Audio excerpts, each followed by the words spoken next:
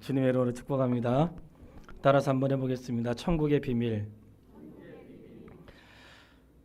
저는 이번 주간에 굉장히 행복했습니다. 왜냐하면 이미 예수 믿고 구원의 은혜를 입었고 살지만 목사로 진리를 발견하는 기쁨, 그리고 진리를 전하는 기쁨이 얼마나 벅찬지 표현하기 어려울 만큼 더군다나 이 천국에 대한 말씀을 전할 때 그 벅찬 은혜를 어떻게 표현할 수가 없어요. 오늘 말씀이 그런 동일하게 전달되기를 기대하는 마음을 갖고 있고요. 하나님께서 천국의 비밀, 감추어진 비밀을 우리에게 알려주시고 깨닫게 하셨는데 그 비밀을 잘 소유할 수 있는 하나님의 사람 되시기를 주님의 이름으로 축복합니다. 마태복음 13장 자체가 천국의 비밀을 말씀하고 있는데 12장 끝에 귀신 들린 자를 고치시는 장면이 나와요. 그런데 귀신 들린 자를 고쳐서 그가 말하지 못하고 듣지 못하는 자였는데 주님이 고쳐주세요. 고쳐주었더니 바리새인들이 하는 말이 예수라는 사람이 고쳤는데 귀신의 왕 바알세부를 힘입어서 고쳤다, 이렇게 얘기를 했어요. 그러니까 귀신의 왕의 힘을 입어가지고 귀신을 쫓아냈다고 말했어요. 근데 예수님께서 말씀하세요. 귀신의 왕을 쫓아낸 힘을 입어서 쫓아낸 게 아니고 하나님의 성령의 힘을 입어서 쫓아내었다면 그에게 하나님의 나라가 이미 임하였느니라. 그 말씀을 하세요. 굉장히 중요한 말씀이에요. 그동안 귀신 들려서 귀신에 의해 살아갔던 그 사람이 예수께서 그 귀신을 쫓아내시고 그 안에 하나님의 나라가 임하게 되었다, 이런 말씀이에요. 이 땅에 사는 날 동안 하나님의 나라 속에 있는 사람이고 그리하지 못하는 분도 있습니다. 저도 한때는 성경에 예수님의 비유로 하신 말씀들이 많이 있거든요. 비유로 말씀하셨어요. 저도 처음에는 이 비유가 우리에게 쉽게 설명하시려고 비유로 설명해 주셨구나, 이렇게 알고 있었단 말이죠. 그러나 오늘 성경은 비유는 우리에게 쉽게 설명하기 위해서 비유를 하신 게 아니고 굉장히 중요한 두 가지의 내용을 갖고 있어요. 첫 번째는 비유로 말씀하신 이유는 하나님의 말씀을 깨닫지 못하게 하는 비밀이 있어요. 아니, 하나님의 말씀을 깨달아야지 왜 깨닫지 못하는가 궁금하잖아요. 하나님의 말씀을 누군가에게는 깨닫지 못하도록 비밀에 감추어 두었다는 거예요. 그래서 비밀이라고 말씀하시는 거예요. 어떤 사람에게는 깨달을 수 있도록 해 주어서 그 비밀을 깨닫고 구원의 은혜를 입도록 하나님이 하셨다는 거예요. 그런 말씀은 이런 거예요. 비밀, 이렇게 말할 때 누군가는 들어도 알아듣지 못하는 거예요. 이게 들어도 천국 말씀인지 이게 무슨 말씀인지 알아듣지 못하도록 누군가에게는 말씀이 막혀 있고, 이런 뜻이에요. 근데 어떤 사람은 들었는데 막 깨달아지고 예수님 만나는데 막 믿어지고 말이죠. 그분을 인생의 주로 고백하는 사람들이 있다는 거예요. 그래서 복음을 비밀이라고 하는 거예요. 그러니까 비밀은 감추어진 것인데 왜 감추어 두었는가? 누군가에게는 감추어 두셨고 누군가에게는 비밀을 드러내셔서 알게 하셨다는 거예요. 그러면 우리가 이 정도만 들어도 예수 믿는 우리의 삶을 감격하고 감사할 수 있어야 돼요. 내가 하나님의 말씀을 깨닫는 것은 그분의 은혜인 줄 믿습니다. 하나님의 말씀은 공부를 많이 하고 신학을 공부하고 학위를 가지고 있는 사람들이 깨닫는 게 아니고 주께서 구원을 주시러 허락한 사람들, 주께서 그 마음을 붙드시고 그리고 그가 구원받기를 원하는 사람들, 그 사람들이 어린아이부터 어른까지 깨닫게 하시고 마음을 열게 하시고 주님 앞에 나올 수 있는 기회로 주었다는 사실을 믿으세요. 그 하나님 말씀은 어린아이부터 어른까지 다 들을 수 있고 그리고 다 구원의 은혜를 입을 수 있는 거예요. 신앙 고백은 어른만 하는 거 아닙니다. 신앙 고백은 아이도 할 수 있는 거예요. 드러내었다고 하는 것은 주님이 예수 그리스도를 드러내심으로 드디어 천국이 이 땅에 실현되었다는 것을 시작하신 거예요. 그래서 천국의 비밀, 이것은 비밀은 감추어진 것인데 누군가에게는 감추어졌고 누군가에게는 드러나서 보여준 것이니까 내가 이 시간 예수 그리스도를 내 인생의 주로 고백하고 나에게 비밀이 드러났다면 내 삶이 복된 인생이라는 것을 깨달을 수 있게 되기를 바랍니다. 성경을 한번 찾아서 확인하도록 하겠습니다. 에베소서 3장 3절로 4절 말씀, 우리 각자 가진 성경으로 한번 찾아서 읽어보세요. 에베소서 3장 3절로 4절 말씀에 이 비밀을 깨닫게 하신 것에 대한 이유가 나와요. 찾으셨으면 아멘. 우리 같이 합독하도록 하겠습니다. 곧 계시로 내게 비밀을 알게 하신 것은 내가 먼저 간단히 기록함과 같으니 그것을 읽으면 내가 그리스도의 비밀을 깨달을 것을 너희가 알 수 있으리라. 아멘. 자, 보세요. 비밀은 어떤 특별한 사람에게만 준 게 아니야. 그러니까 가짜에게 속지 마세요. 마치 내가 천국의 비밀을 나만 알고 있는 것처럼 천국의 비밀을 하나님이 특별히 나를 사랑해서 나에게만 알려주셔가지고 그에게 가야지만 들을 수 있는 것으로 말하는 가짜 같은 사람들이 있죠. 천국의 비밀은 감추어진 것인데 이 감추어진 것을 누군가는 읽음을 통해서 내가 그리스도의 비밀을 깨닫게 되고 그분을 알게 된다는 거예요. 그러니까 비밀을 알지 못하는 것은 듣지 못함도 있지만 뭐가 있을까요? 읽지 않는 거예요. 읽지 않으니 비밀을 알 수 없는 거예요. 그렇기 때문에 성도요, 이 진리의 말씀을 목사에게만 의존하지 마시고 목사에게 기껏해야 주일날 드는 30-40분 설교에 의존하지 마시고 비밀을 읽으면 깨닫게 하시고 알려주시는 천국의 비밀을 날마다 같이 읽고 같이 깨닫는 기쁨을 누릴 수 있게 되기를 주님의 이름으로 축원합니다. 마태복음 13장에 있는 모든 내용들은 비유라고 말씀하셨어요. 그래서 비유로 그들에게 말씀하시면서 좋은 씨를 땅에 뿌리는 것도 천국의 비유고 그리고 천국은 마치 겨자씨 한 알만 같으니 천국은 마치 누룩과 같으니 천국은 마치 감추인 보화와 같고 천국은 마치 진주를 찾는 장사꾼과 같고 천국은 마치 고기를 잡아 끌어올리는 그물과 같다고 하시니 모든 말씀이 천국에 대한 말씀이라는 거예요. 천국에 대한 말씀을 비유로 말씀하셨어요. 그러니까 오늘 말씀은 천국을 이렇게 비유하셨구나. 그러니까 천국에 어떠한 천국이 무엇인지 어떤 곳인지 어떻게 천국에 들어가고 천국에 들어갈 수 없는지 비유로 우리에게 말씀해 주었다는 거예요. 오늘 말씀이 정말 우리 성도님들에게 생명의 말씀이 내게 허락된 것에 대한 감격과 기쁨을 회복할 수 있게 되길 바라고요. 이 천국을 우리에게 주셨는데 천국을 소유할 수 있는 하나님의 사람 되기를 또한 주님의 이름으로 축복합니다. 먼저 우리가 잘 알고 있는 씨 뿌리는 비유가 나와요. 씨 뿌리는 비유를 먼저 말씀하셨고 예수님께서 제자들에게 궁금해하니까 제자들이 예수님 우리에게 그 비유를 설명해 주십시오 그랬어요. 우리가 왜 성경 읽어야 될까요? 우리가 성경 읽을 때 우리의 마음속에 꽉 가지고 있어야 되는 생각이 있어요. 그럼 목회자들만 아니라 우리 모두가 알고 있어야 될 말씀이에요. 한번 따라서 한번 해보세요. 성경은 성경으로 해석한다. 성경을 어떻게 해석해요? 성경으로 해석해요. 우리가 가장 분명한 것은 예수님은 하나님은 구약에서 하신 말씀을 신약에 다르게 말씀하지 않으신다는 거예요.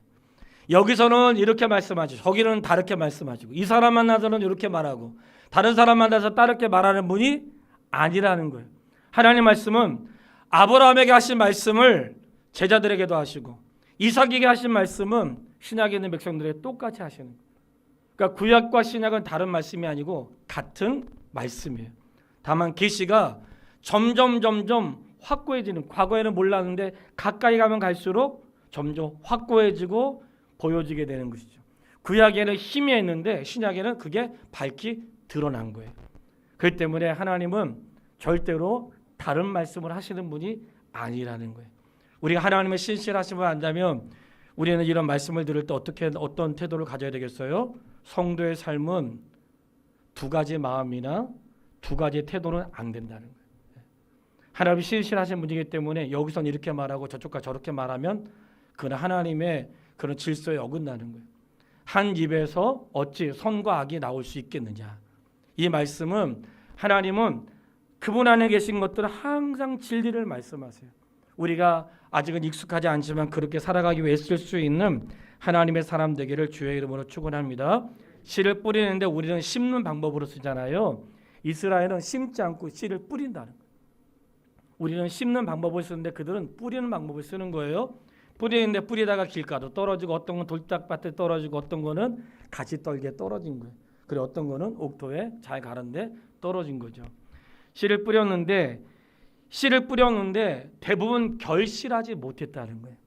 어떤 거는 길가에 떨어져서 결실하지 못했고, 어떤 거는 뿌리가 얇은 돌밭에 떨어져서 결실하지 못했고, 어떤 거는 가시떨기에 떨어졌는데 결실하지 못했다는 거예요. 씨를 뿌렸는데 결실하지 못했다는 거예요. 이 결실하지 못했는데 이 말씀에 그냥 지나치기 쉬운 말씀이 있어요. 주인이 씨를 뿌리는데 어디에다 씨를 뿌렸는가? 자기의 밭에 씨를 뿌린 거예요. 어디다 뿌렸어요? 자기 밭에. 내가 씨를 뿌린, 남의 밭에 씨 뿌린 사람이 있나요? 없죠. 자기 밭에 씨를 뿌린 거예요. 기억하세요. 이 세상이 전부 다 주님의 밭입니다. 예수 믿는 사람만 주님의 밭이에요. 이 세상 자체가 그분이 창조하시고 그분이 주장하시는 그분의 밭이에요. 그분의 밭에 씨를 뿌렸다는 거예요. 이 씨를 뿌린 것은 그분의 하나님의 말씀. 씨를 뿌리는 자는 예수 그리스도. 씨를 뿌린 것은 그분의 말씀을 뿌린 거예요. 뿌렸는데 어떤 거는 길가에 떨어졌는데 악한 자가 와서 먹어버렸대요. 어떤 거는 돌짝밭에 떨어졌는데 뿌리가 얇아가지고 자라지 못해서 시들어 버렸고, 어떤 거는 가시떨기에 떨어졌는데 잘 자라다가 가시떨기 때문에 자라지 못했다는 거예요. 이 비유를 예수님께서 말씀하시면서 우리가 깨달을 수 있는 것은 하나님의 복음이 떨어졌는데 어떤 사람은 바리새인과 서기관들처럼 하나님 말씀을 말씀대로 듣지 못하게 한 자들로 인하여 말씀을 빼앗겼다는 거예요. 이 땅에 이단 많죠. 항상 물어보는 분이 있어요. 저희 교회 등록하신 분 중에서 어떤 분이 물어봐요. 목사님, 여기는 장로교, 진짜 장로교 맞죠? 제가 진짜 장로교 맞다고. 왜 그럴까요? 가짜 장로교도 있거든. 간판만 장로교인데 그렇게 하지 않는 데도 있어요. 가짜가 많단 말이죠. 바리새인과 서기관은 당시 어떤 사람들이었는가? 그들은 예수 믿는 사람들을 마음을 빼앗는 자들이었어요. 복음이 아니라 우리가 읽었던 전통과 사람의 계명을 따르는 그런 사람들이었는데, 그들은 결과가 어떻게 된다고요? 소경이 소경원인데 둘 다 구덩이에 빠진다고 이렇게 말씀을 하고 있어요. 그러니까 어떤 것을 뿌렸는데 돌짝밭에 떨어졌다 그랬어요. 뿌리가 얇아서 결실하지 못했는데 예수님이 제자들에게 해석을 해주었어요. 이 뿌리가 얇다는 게 무엇인가? 그들이 말씀을 받았는데 환난과 핍박과 여러 가지 고난이 있을 때에 믿음의 뿌리가 없으니까 결실하지 못한다는 거예요. 그러니까 예수 믿고 다니는데 조그만 어려움, 야 교회 가면 밥 주냐? 교회 간다고 뭐 달라지냐? 이런 어쨌든 예수 믿는 것 때문에 뭔가 핍박이나 뭔가 어려움이 있을 때 그것으로 인하여 뿌리를 내리지 못하고 결실하지 못한 자도 있다는 거예요. 근데 그 단계를 초과해서 나오는 게 뭐냐면 잘 핍박도 이겨내고 견딤도 이겨냈는데 그 다음 세상의 염려와 물질과 두려움, 내가 앞으로 잘 살아갈 수 있을까? 장사가 잘 될까? 자녀들은 잘 될까? 세상의 염려로 가득하니까 뿌리는 자라는데 뿌리에서 자라다가 세상의 온통 염려 때문에 결실하지 못했다는 거예요. 예수님이 이 말씀을 통해 우리에게 말씀하시는 게 복음이 증거됐는데 결실하지 못했다는 거예요. 기억하세요. 하나님 말씀을 들었다고 모두가 결실하는 것은 아닙니다. 어떤 날은 누군가가 내 마음에 있는 씨를 빼앗아가고 가짜 복음으로 누군가 내 속의 염려와 근심으로 결실하지 못하게 하는 거예요. 그 하나님 말씀을 다 들었다고 전부 다 열매를 맺는 게 아니라는 거예요. 이 말씀이 예수 그리스도의 복음이 증거될 때 환영받지 못한다는 거예요. 세상은 온통 주님을 환영하지 않습니다.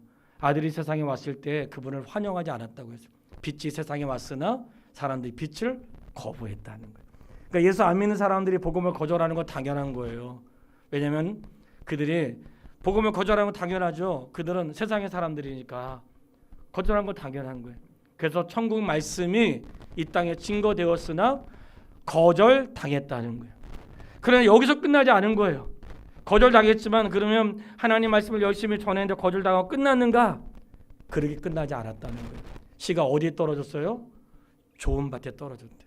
좋은 밭에 떨어졌는데 좋은 밭에 떨어진 씨는 한 배, 두 배가 아니라 몇 배로 결실했다 그랬어요? 100배, 60배, 30배라는 거예요. 할렐루야.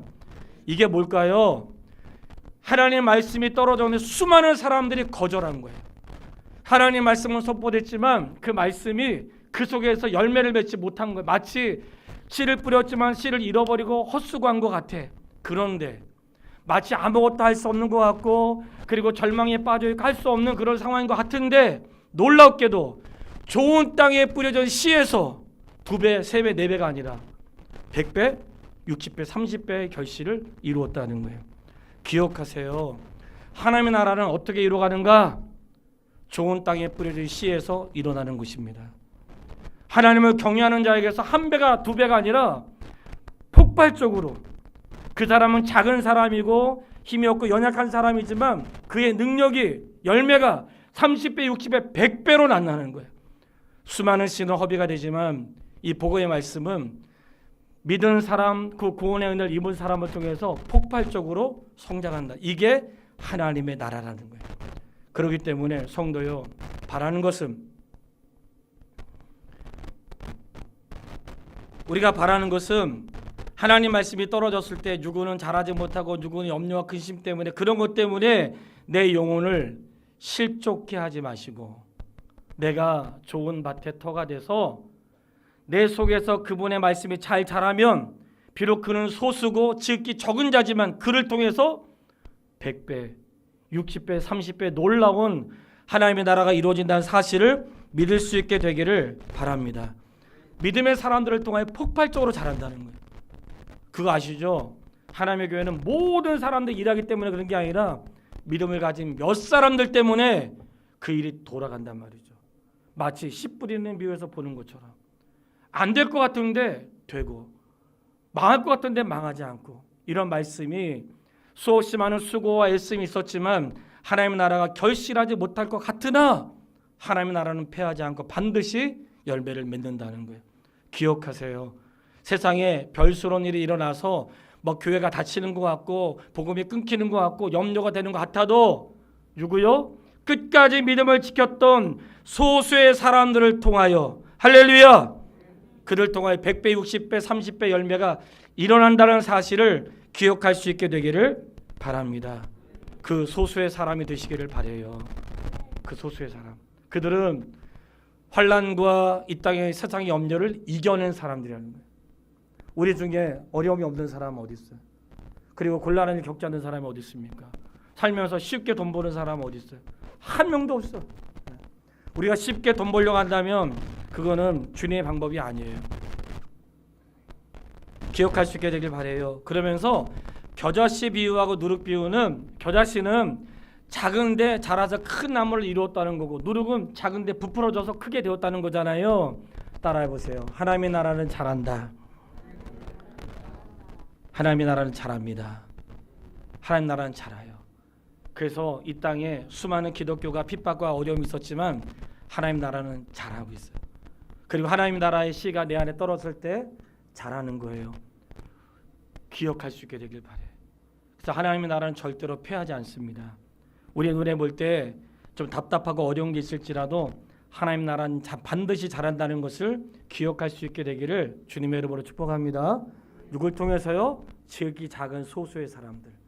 그 소수의 사람들이, 옥토에 떨어진 소수의 사람들이, 그들이 한 사람 두 사람이 아니라 100배, 60배, 30배 열매를 맺는 것은 지금도 동일하게 그런 구원의 확신과 진리가 있는 사람을 통하여 하나님의 나라를 이루어 가시는 거예요. 그런데 이게 좋은 씨만 떨어진 게 아니라 뭐가 떨어졌어요? 가라지가 있다는 거예요. 예수님이 그 가라지에 대해서도 13장에 설명을 해주었어요. 원수가 와서 가라지를 뿌렸구나. 누가 뿌렸어요? 원수가 와서 뿌린 거예요. 기억하세요.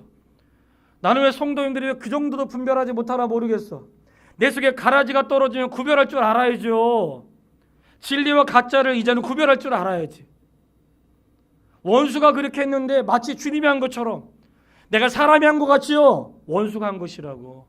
사람과 사람 사이 이간질하고 분쟁하는 게 사람이 한 게 아니에요. 원수가 이간질 시키는 거라고. 사람과 사람, 그리고 죄에 전해서 다양한 일들이 있는 것은 하나님의 사람이 하는 것 같죠? 사람이 하는 게 아니에요. 하나님의 일들을 깨뜨리고 하나님의 일이 되어지지 않게 하고 하나님의 일을 분쟁하게 하고 분노가 일어나게 하는 것들은 사람이 하는 것 같지만 사람이 이용당하는 거라고. 깨어있게 되기를 바랍니다. 가라지가 뿌려졌는데 가라지에다 주님 말씀하세요. 그냥 두라는 거야. 우리가 여기서 깨달아야 돼요. 아, 가라지도 있는 거구나. 이 가라지가 어디에 있을까요? 교회에 있다는 거예요. 두려운 말씀으로 받아야 되는 거예요. 그리고 늘 나를 점검해야 되는. 우리가 세상 그러면 세상은 예수 믿지 않는 사람들, 교회는 예수 믿는 사람들 아니에요. 그렇게 생각하면 안 돼. 이 좋은 밭에 나의 땅에 하나님의 밭에 가라지를 뿌린 거예요. 그러니까 하나님의 밭에 가라지를 뿌린 거예요. 그러니까 항상 진리 안에 있지 않으면 내가 그 안에 있어도 가라지로 자랄 수 있다는 걸 기억해야 돼. 그래서 내 속에 혹시 내가 주의 안 전에 있지만 분쟁과 어려움이 있을 때 어떻게 생각해요? 아, 교회에는 가라지도 있는 거지. 양만 있는 게 아니라 늑대와 이리도 있는 거예요.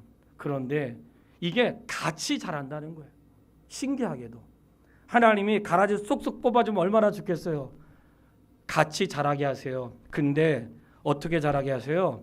끝이 다르다는 거예요. 천국은 구원만 말씀하지 않으시고 심판도 말씀하세요. 우리가 반드시 알아야 되는 것은 구원의 은혜는 심판도 겸하고 있어요. 만약에 천국만 있고 지옥은 없다면 굳이 뭐하러 예수 믿겠어요? 그죠? 한번 생각해 보세요. 내가 천국만 있고 지옥이 없다면 굳이 뭐하러 믿겠어요? 난 영원히 안 살면 되는데, 난 지금도 세상 사는 것도 지겨운데 가서 또 만나야 돼. 하고 싶지 않잖아요. 근데 복음은 그렇지 않다는 거예요. 천국만 있는 게 아니라 지옥도 있다는 거예요. 요한복음 3장 16절은 하나님을 사랑하셔서 예수 그리스도를 믿는 자는 구원의 은혜를 입는다고 하셨죠. 그런데 18절에 가면 그를 믿는 자는 심판을 받지 아니하지만 믿지 않는 자는 하나님의 독생자의 이름을 믿지 아니함으로 벌써 심판을 받은 것이니라. 그러니까 구원은 항상 심판을 병행하고 있다는 거예요. 사랑하는 여러분, 왜 우리가 감사한 줄 아세요? 우리를 심판에서 구원으로 옮겨주었기 때문이에요. 좀 약하다. 내가 이 아멘을 강조하고 싶진 않은데 이 엄청 중요한 대목이거든요. 못 들었다고 하고 다시 한번 할게요. 구원의 은혜는 얼마나 큰 건지 심판받아야 될 자를 심판해서 구원의 자리로 옮겨주신 거예요. 그게 진짜 구원받은 사람의 감격이에요. 여러분, 내가 살면서 남보다 조금 잘 살고 남보다 좋은 거 먹고 좋은 차 다니고 그런 걸로 만족하면 안 돼요. 내가 남보다 좀 성장하고 남보다 좀 잘 살고 내가 남보다 윤택하고 이거는 주님 보시기에 아무것도 아닌 것이야. 내가 남보다 더 헌신하고 조금 하고 이건 비교가 안 되는 거예요. 진짜 은혜는 지옥 가야 될 내 영혼이 천국의 비밀을 깨달아 천국의 사람이 되었다는 거예요. 그러면 됐죠. 그러면 내가 이 땅에 살면서 천국의 비밀을 깨달은 자가 되었으니까 이 땅에 살면서 이까짓 거 어렵고 힘든 거 있어도 참고 견딜 수 있는 거죠. 그러나 이 진리가 내 안에 없을 때 그때 별것도 아닌 거 가지고 갈등하고 고민하고 별것도 아닌 거 가지고 그러는 거예요. 그러면서 천국의 비유를 세 가지를 이어서 말씀하신 거예요. 그게 44장 이후에 나오는데 천국의 비유 13장 44절 천국은 마치 밭에 감추인 보화와 같으니 사람이 이를 발견한 후에 숨겨두고 기뻐하여 돌아가서 자기의 소유를 다 팔아 그 밭을 사느니라. 자, 이제 보세요. 천국은 마치 무엇과 같다 그랬어요? 밭에 감추인 보화와 같다 그랬어요. 이게 무슨 말일까요? 이런 거예요. 요즘처럼 은행 없잖아요. 그러니까 그들은 돈이 있으면 어디다 숨겨뒀을까요? 땅속 깊이 숨겨놔야 돼. 누가 찾지 못하도록. 돈이 있는 사람들은 돈 숨겨놔야 돼. 어떤 사람은 금괴도 숨겨놓고 뭐 현금 숨겨놓고 하잖아요. 마치 숨겨놓는 거야. 그래서 숨겨놓는데 그 사람이 숨겨놓고 죽을 수도 있고 포로로 잡혀갈 수도 있고 인생에 문제가 생길 수도 있잖아요. 근데 종으로 일을 하다가 밭에서 일을 하다가 열심히 일을 하는데 보화를 발견한 거예요. 그런 뜻이에요. 그러니까 이 사람은 보화를 찾으려고 땅을 판 게 아니고 그냥 일을 하고 있는데 땅 파다가 밭을 고르다가 거기서 보화를 발견한 거예요. 근데 땅 주인은 그걸 몰라. 난 알아. 덮어놓고 그 땅을 모든 재산을 털어가지고 그 밭을 샀는데 왜 모든 재산을 털어서 그 밭을 샀다고 했을까요? 내가 가진 모든 재산보다도 보화가 더 가치가 있는 거예요. 내 재산을 다 해도 이 보화와 비교할 수 없는 거예요. 그래서 자기의 모든 재산을 털어가지고 그 밭을 산 거예요. 이게 지혜로운 사람이 아니냐? 그래, 천국은 마치 감추인 보화와 같다. 근데 그 다음에는 똑같은데 전혀 다른 말씀이에요. 그 다음에 있는 말씀은 45절 말씀인데 천국은 마치 무엇과 같다 그래요? 좋은 진주를 구하는 장사와 같으니. 좋은 진주를 구하는 장사와 같은데 극히 값진 진주 하나를 발견하고 이 사람도 자기 모든 소유를 다 팔아가지고 그 진주를 샀대요. 이게 밭에 강추인 보화하고 진주를 사는 거하고 차이점이 있어요. 내용은 같아요. 차이점은 무엇인가? 한 사람은 진리를 보화를 발견하려고 했던 게 아니에요. 그냥 열심히 일을 하다가 보화를 발견하고 값을 주고 산 거예요. 근데 진주 장사는 이 사람은 평생에 진리를 깨닫고 진리를 발견하고 진리를 사고 싶은 사람이에요.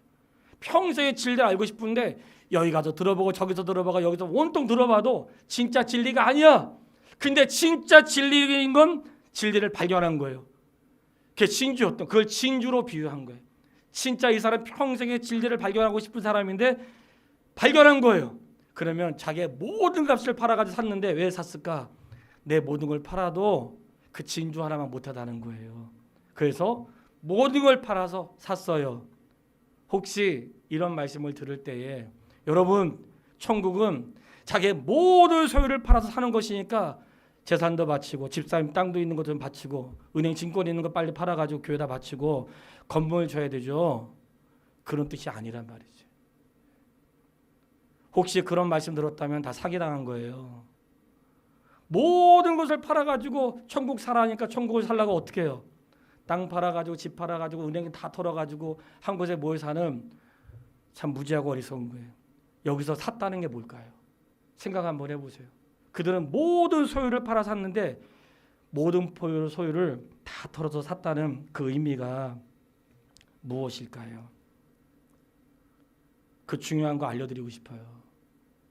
마치 내가 하나님의 교회 나오면 여러 가지 일들로 특히 우리 돈은 우리에게 되게 민감하잖아요. 사는데 민감하단 말이죠. 마치 내가 직분을 돈 주고 사는 것처럼 목사의 직분만 아니라 교회 직분을 성직을 돈 주고 사는 것처럼 생각하고 그리고 돈을 많이 해야지만 뭔가 큰 일을 하는 것처럼 오해하는 것은 진리가 아닙니다. 이들이 모든 소유를 팔아서 샀다는 말씀이 정확히 두 군데가 나와요. 물론 많이 있지만 두 군데가 나와 있는데 이 말씀을 꼭 알려드리고 싶어요.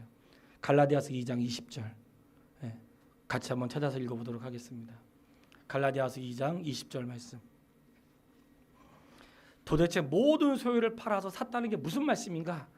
갈라디아서 2장 20절 말씀 우리 다 같이 합독하겠습니다.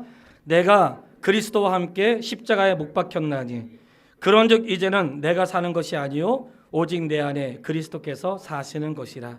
이제 내가 육체 가운데 사는 것은 나를 사랑하사 나를 위하여 자기 자신을 버리신 하나님의 아들을 믿는 믿음 안에서 사는 것이라. 아멘. 이 말씀의 내용은 이런 거예요. 지금까지는 나를 위해 살아왔으나 이제부터는 주를 위해 살아가는 것을 자기의 모든 것을 팔아서 그 진리를 샀다는 것으로 비유하는 거예요. 집 팔고 땅 팔아서 천국에 소유하는 것을 사라는 게 아니고 지금까지는 내 마음과 내 뜻대로 살았지만 이제는 내 삶의 가치관과 내 삶의 중심이 주님에게 있는 거예요. 그러니까 주님을 위해서 살다 보니까 나의 물질이 선한 곳으로 흘러가고 주님을 위해 살다 보니까 때로는 내 것을 희생하여 가난한 자를 돕고 주님을 위해 살다 보니까 선교를 위해 자기의 삶을 희생하는 것, 이것이 자기의 소유를 팔아 진리를 샀다는 거예요. 이게 천국을 사는 거예요. 땅 팔고 노 팔아서 교회 헌금하지 말고. 정말 무지하고 어리석은 거예요. 그걸로 진리를 살 수 없어요. 과거에 종교가 잘못한 거 있죠. 면죄부 판매한 거 이미도 우리가 너무 잘 알고 있죠. 마치 천국 티켓을 파는 것처럼 여러분, 헌금은 천국 티켓을 사는 게 아닙니다. 헌금한다고 천국 가는 거 아니에요.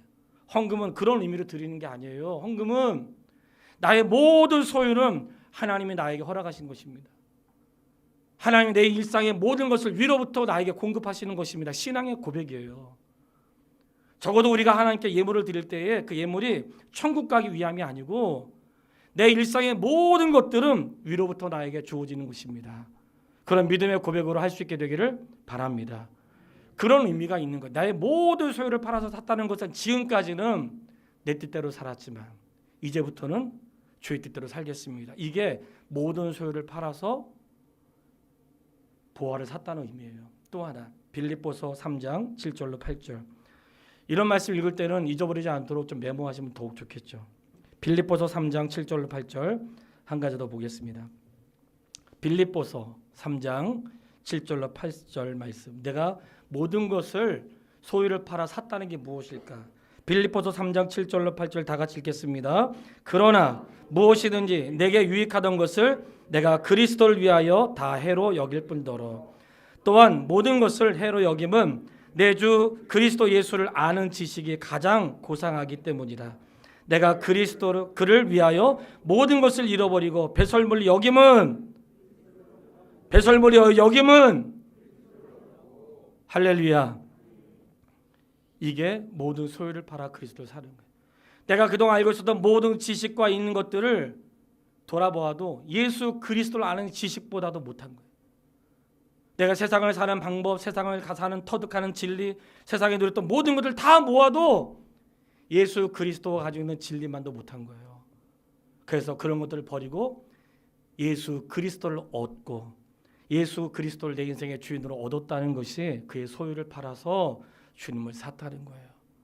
이런 진리의 말씀을 마치 땅 팔고 노 팔고 은행 있는 거 다 털어가지고 헌금하는 것이 마치 천국을 소유하는 것처럼 생각하는 그런 데 빠지지 말라는 거예요. 왜 그런 일들이 있어요? 설교 안 듣고 성경 안 읽고 다른 사람 이야기 듣고 딴 사람 말은 엄청 잘 들으면서 말을 안 듣잖아요. 하나님 말씀 듣기를 내가 친한 사람 말보다도 못 믿으니까. 그러니까 진리의 말씀에 놓치는 거예요. 소유를 팔아 샀다는 것은 내 삶의 중심이 주님에게 갔다는 거예요. 이게 사는 거예요. 내가 그리스도를 얻는 것이 사는 거예요. 내 소유의 모든 중심이, 삶의 중심이 나에게서 그리스도에게 바뀐 거예요. 그거를 팔아서 샀다고 말하는 거예요. 저는 우리 화평의 가족들이 단 한 사람도 빼놓지 말고 예수 그리스도를 얻는 자가 되기를 바랍니다. 세상의 모든 소유를 다 모아도 그리스도 한 분만 못하다는 그 진리를 깨달을 수 있게 되기를 주의 이름으로 축복합니다. 그리고 천국의 세 가지 비유 가운데 마지막 세 번째 나오는 것이 이제 47절 50절인데 거기에 그물에 대한 비유가 나오거든요. 마태복음 13장 47절 50절 마지막 본문의 말씀이에요. 우리 그 본문의 말씀을 같이 읽고 싶어요.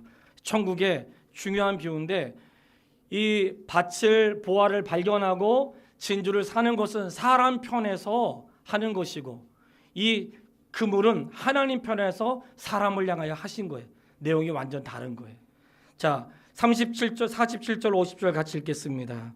또 천국은 마치 바다에 치고 각종 물고기를 모는 그물과 같으니 그물이 가득함에 물가로 끌어내고 앉아서 좋은 것은 그릇에 담고 못된 것은 내버리느니라. 세상 끝에도 이러하리라.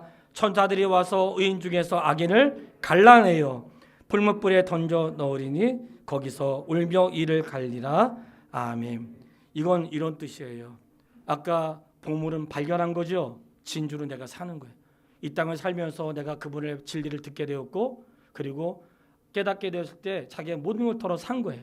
그런데 천국은 마치 그물과 같다는 것은 세상을 비유할 때에 예수님께서 제자들을 부르실 때 뭐라고 부르셨어요? 내가 너를 사람 낚는 어부로 사용하리라. 그 사람 낚는 어부죠. 그 사람 낚는 어부니까 물고기를 마치 무엇으로 비유한 거예요? 이 세상에 있는 사람들. 그물은 교회를 비유한 것이라고. 그러니까 교회 안에 많은 물고기가 있는 거예요. 근데 아직 물고기를 아직 걸어오지 않아. 왜 그랬을까요? 더 많은 물고기를 모으기 위해서 걸어올린 거예요. 여러분 오해하면 안 돼요. 교회가 빨리 부흥하고 싶어요. 교회 크게 짓고 싶어가지고 남보다 자랑하고 싶어가지고 그물 올리지 않고 기다리는 거 아니에요. 이게 바로 우리를 교회를 오해하게 하는 거예요. 교회는 그런 곳 아닙니다. 더 많은 물고기를 모으고 더 많은 것들을 해가지고 그런 게 아니에요. 이 그물은 기다리는 거야. 언제까지? 하나님의 때까지. 하나님의 때까지 기다리는 거. 때가 되면 그물을 들어 올린단 말이죠. 기억하세요?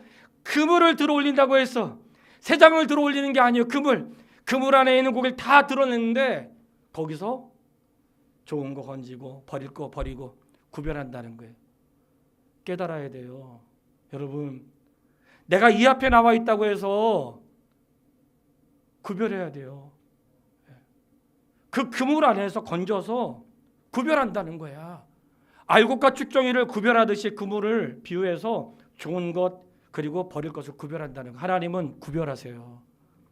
마지막 날 구별하신다고. 그래서 예수 믿고 구원 얻는 은혜가 가장 크다는 것을 말씀하고 있는 거예요. 교회는 그물이에요. 많은 영혼들을 잡을 위한 그게 그 일을 위해서 교회가 존재하는 거예요. 오직 그거 하나야. 그러니까 교회가 선교해야 돼, 안 해야 돼요? 해야죠. 안 하면 교회 아니에요. 여러분, 적어도 그런 의식을 갖고 살아야 돼.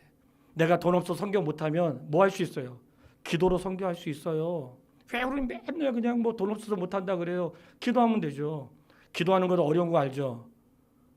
기도하는 거 더 어려워요. 제가 집사님, 목사님 제가 매일 10분씩 기도하겠습니다. 한번 해보시라고 되는지. 예. 그러니까 하나님의 나라를 오해하면 안 되는 거예요. 결론입니다.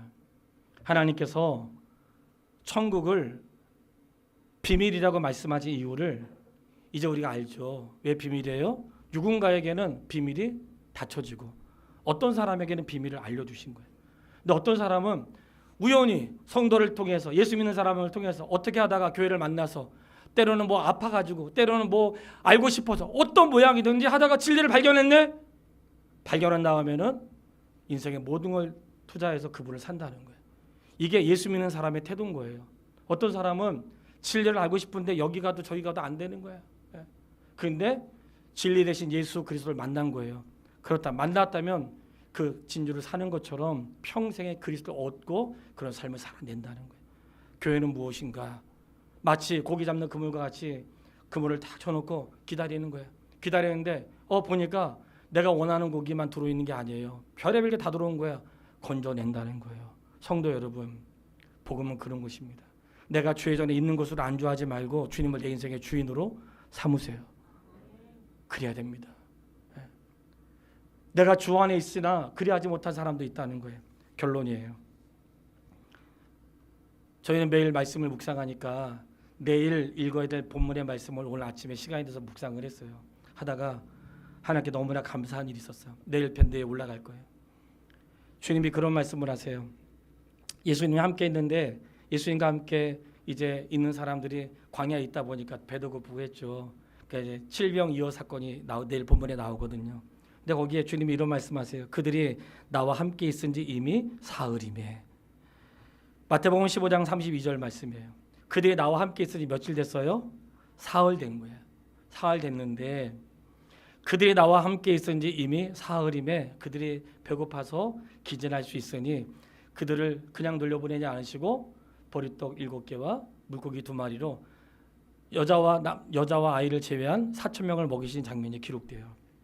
이 말씀을 읽다가 그들이 나와 함께 있은지 사흘이매. 그들은 사흘 동안 주님 곁에 있었는데 그 사흘 동안 무엇을 했는가? 병든 자 고쳐주고 귀신 쫓아내고 아픈 자를 치료하시면서 사흘 동안 있었던 거예요. 그리고 그들에게 먹을 것을 공급해 주었어요. 그리고 그들을 흩어 보내세요. 예수님이 굳이 왜 그렇게 하셨을까? 기억해 보세요. 그들은 예수님과 사흘 동안 있었지만 주님을 인생의 구주로 영접한 게 아니라 주님은 병 고쳐주시는 분, 귀신 쫓아내시는 분, 우리가 배고프면 배고픈 거 먹을 거 해결하시는 분, 그 정도로 알았다는 거예요. 그들이 나와 함께 있은 지 사흘 동안에. 그러나 나의 신앙생활을 제가 말하지 않아도 점검해 보세요. 내가 주님과 함께한 세월이 얼마나 됐습니까? 사흘이 아니라 30년이 될 수 있고 10년 될 수 있고 5년 될 수 있고 40년 될 수 있고 평생 그럴 수 있어요. 세상에 평생 주와 함께 있었는데 아직도 천국의 비밀을 몰라. 평생 주와 함께 있었는데 교회가 뭐 하는지도 모르고, 평생 내가 주와 함께 있었지만 주님을 내 인생의 주로 고백하지 못하고, 주님이 내 인생의 주요 나의 구원자이신 이 비밀을 알지 못하고 신앙생활하는 사람들이 너무도 많다는 거예요. 너무나 무지하고 교회만 왔다 같이 주님을 내 인생의 구주로 영접하지 않은 거예요. 그래서 오늘 본문의 말씀에 너무 애통함이 있었어요. 사랑하는 여러분, 교회에 대한 연수가 나를 구원하는 게 아니고 주님을 내 인생의 주와 구주로 영접해야 됩니다. 그래야 구원의 은혜를 입는 것이에요. 오랜 세월이 지났지만 여전히 비밀을 알지 못하는 자로 있지 마시고, 알고 싶지 않으세요? 저는 목사가 돼도 또 알고 싶고 또 알고 싶고 또 깨닫고 싶고. 그래서 그들이 구할 때 뭘 구했겠어? 우리는 구하라 찾으라 두드리라 하니까 맨날 뭐 구해요? 하나님 집도 주세요, 저것도 해결해 주세요. 좀 우리의 생각을 좀 바꾸세요. 구하라 찾으라 두드리라를 진리를 구하고 진리를 찾고 진리를 향해 문을 두드릴 때 하나님이 구하는 자에게 주시고 찾는 자에게 찾게 하시고 두드리는 자에게 열릴 것입니다. 육신의 것들은 하나님 말씀하세요. 너희들에게 내가 아버지로서 이 모든 것이 너에게 있어야 할 줄 아시느니라. 하나님 아세요. 제발 그런 거 구하지 말고 진짜 우리가 구해야 할 것은 진리를 구할 때 그 안에 다 포함되어 있는 거예요. 그리고 아픈 자를 위해서 그리고 나라와 민족을 위해서 구하는 거 다 성경대로 맞아요. 수요일 날 어떻게 구해야 되는지 말씀을 드릴 거예요. 자, 오늘 결론입니다. 잊지 마세요. 천국은 비밀이에요. 모두에게 알려진 거 아니야. 그게 내가 알아줬다면 나는 복받은 사람인 줄 기억하시기를 바라요. 그를 복 있는 자로 천국의 비밀을 알려주었으니까 이제 어떻게 살아야 되겠어요? 자기의 소유를 팔아 사야 되겠죠. 내 소유를 팔아서 천국을 사야 된단 말이죠. 그래서 내 것으로 삼아야 된단 말이죠. 진리를 내 것으로 삼으세요. 제발 허탈한 데 마음 빼앗기지 말고 진리를 내 것으로 삼아 이제는 그리스도를 얻고 세상을 향해서 주와 함께 사는 하나님의 사람 되시기를 주님의 이름으로 축원합니다. 우리 시간 같이 기도하겠습니다. 기도할 때 하나님, 그들이 나와 함께 있은 지 사흘인데 예수님을 그저 병 고치는 자로 없을 때 밥 먹여주는 자로 알았다는 거예요. 여러분, 나는 주와 함께 있으니 며칠 됐습니까? 몇 년 됐습니까? 나는 주와 함께 했던 그 시간들 동안에 주님 내 인생의 주와 구주가 되셨습니까? 그리고 내 모든 것을 털어서 그분을 사셨습니까? 그랬지 못했다면 이제라도 회개하시고 천국을 내 것으로 소유하십시오. 그리고 모든 것을 털어서 그분을 사시고 그리고 우리의 주와 구주가 되시는 그분 앞에 견고하게 설 수 있게 되기를 위해서 우리 합심하여 기도하겠습니다. 살아계신 아버지 하나님, 하나님의 은혜와 사랑을 참으로 감사합니다. 하나님, 우리가 주님과 함께 있은 지 세월이 10년이 지나고 20년이 지나고 30년, 40년 평생을 살아왔지만 아직도 여전히 주님이 내 인생의 주와 구주가 되지 못했던 영혼이 있다면 불쌍히 여겨주시고 주님을 내 인생의 주와 구주로 영접하고 천국의 비밀을 소유한 자로 살아갈 수 있도록 인도하여 주시옵소서. 하나님 아버지, 천국이 우리에게 허락하심을 감사합니다. 그 속에서 감사하며 감격하며 살아갈 수 있도록 우리의 영혼을 붙들어 주시고 하나님, 우리 믿음의 가족들 허탄한 데 마음 빼앗기지 않도록 도와주십시오. 그 죄 전에 마당만 밟고 가는 자가 되지 않도록 인도하여 주시며 하나님, 천국을 내 것으로 소유할 수 있는 하나님의 사람이 다 될 수 있도록 도와주시기를 원합니다. 예수님의 이름으로 기도했습니다.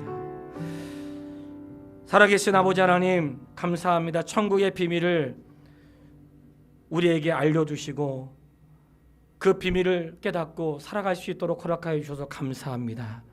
하나님, 지옥 가야 될 영혼을 천국 가게 하셨습니다. 이보다 더 큰 복이 어디 있나요? 깨닫는 지혜가 있게 되길 바라고 천국을 소유한 자가 되고 발견한 자가 되었사오니 모든 것을 팔아 하나님의 것을 천국을 소유할 수 있는, 내 것으로 소유할 수 있는 주의 자녀가 다 될 수 있도록 도와주시옵소서. 그물을 모아 드렸는데 하나님이 원하시는 인생이 되어 있지 않다면 내껴 쫓겨 버림을 당할 수밖에 없습니다. 아버지, 그런 인생 되지 않도록 우리를 붙잡아 주시고 하나님, 예수 그리스도 안에서 날마다 새로운 생애를 살아낼 수 있도록 인도하여 주시옵소서. 예수님의 이름으로 기도했습니다. 아멘. 일어나셔서 620장